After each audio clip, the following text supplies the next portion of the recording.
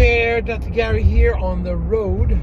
We sell dental practices nationwide. We're dental practice brokers. Today's topic is arrogant buyer of a dental office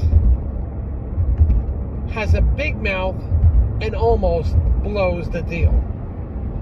Oh boy, you got to hear this story. This idiot. You're only going to hear that here. You don't read these in your magazines or your blogs. What really happens? It's unbelievable. We try to give you information from the street. We feel like we're the reporter from the front, the cop on the beat. So let's say what happened today. We're showing this practice, usually show it after hours. We don't tell the staff it's for sale. The seller insisted on letting, the seller wasn't there as an absentee practice. Seller insisted on, because the buyer had a very tight time schedule. Buyer had to come during daytime hours. So we have hazard reported ahead. So we have this story, created that we are just showing the real estate. I told the buyer, don't say anything to anybody. Just looking at the real estate. You can nod your head. Do not talk to anybody. He says, hey, no problem. I'm on it. I got it. I said, okay. And I'm talking to this guy. I can see he's like Mr. I know everything. I'm the smartest guy in the room. He's been out of dental school 3 years, and he has all the answers. He could do implants with his eyes closed. He got everything. Just everything he could do. Whatever it is. Perio, endo. He uses an endoscope. He's unbelievable. CAT scan for everything. He has all the tools. Fancy clothes, fancy shoes, fancy car.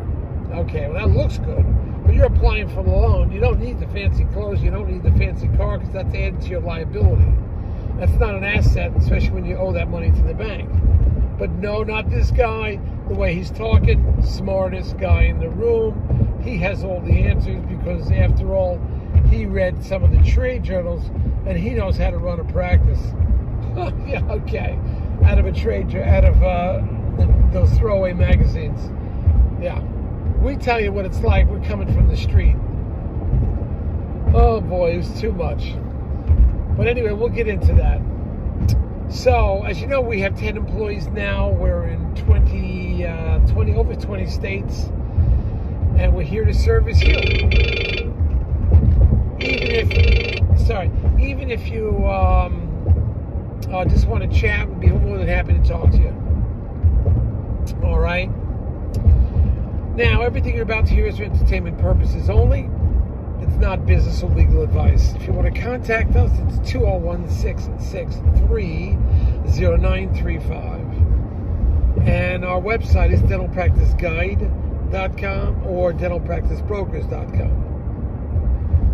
Nationwide, dentalpracticebrokers.com. But call us, we'll go over everything with you.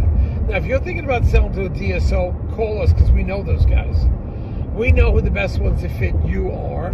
They will often pay our commission, but it's the same commission wherever we get, so we don't care who you choose, but we would like you to choose one that we think would work well with you. Okay? Now, when you work with us, we also will get your legal fees, based on certain criteria, we'll get your legal fees reimbursed at closing. So call us. We've done that multiple times. So it's 201-663-0935. Give us a ring. All right, what happened now to Mr. Arrogant? He has all the friggin' answers. I knew this guy could just tell him coming a mile away. He had all the answers. He does perio, endo, implants with his eyes closed. Uses an microscope for the endo. He knows every technique. He's taken every educational course, continuing education course. He's a fancy guy with fancy clothes, fancy shoes.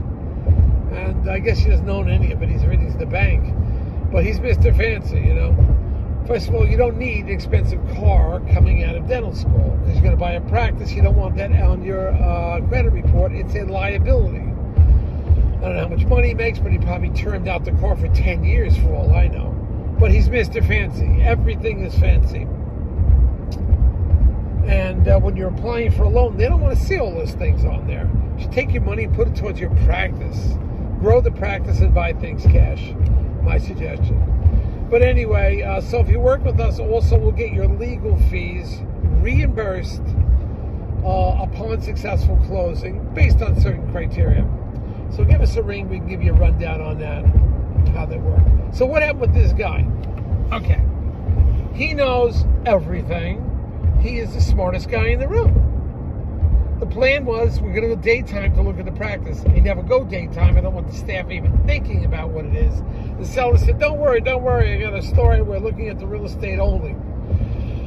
And you're not a dentist or a dental broker. I said, okay, but I'm against this. So I meet the guys, and they're very exacting. They told me I'm 3 minutes late. I'm like, yeah, okay. We're supposed to meet between, 12 and 12:20. And I got there at like 12:09. But that's okay, because he's the smartest guy in the room. So he starts talking.